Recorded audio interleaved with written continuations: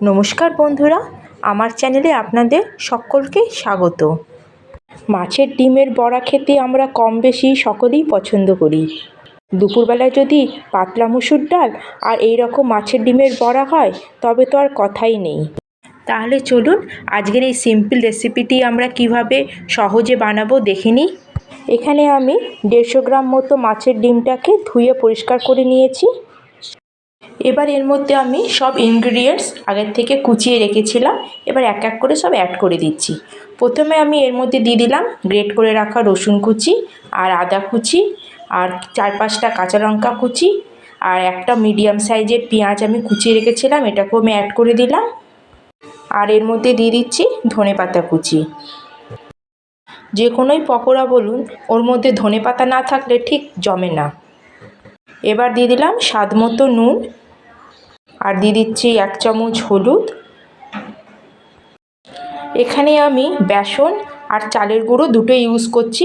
এখানে আমি বেসনের পরিমাণটা কম নেব, এখানে আমি 2 চামচ বেসন নিচ্ছি। আপনারা শুধু বেসন দিয়েও করতে পারেন বা অনেকে খালি চালের গুঁড়ো দিয়েও করে, আমি দুটোকেই মিশিয়ে করছি। এবার আমি এর মধ্যে অ্যাড করে দিচ্ছি 3 চামচ চালের গুঁড়ো।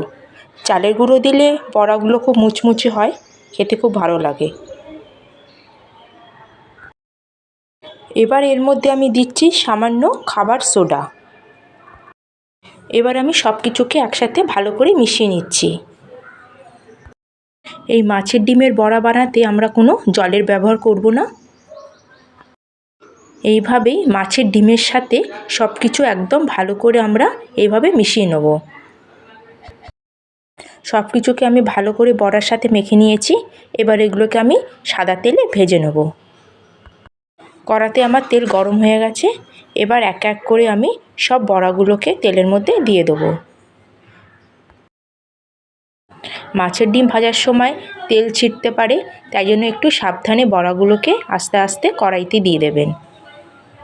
আমি সব বড়াগুলোকে দিয়ে দিয়েছি। এবার আমার এক দিক হয়ে গেছে, এবার ধীরে ধীরে আমি সব বড়াগুলোকে পাল্টে দিচ্ছি।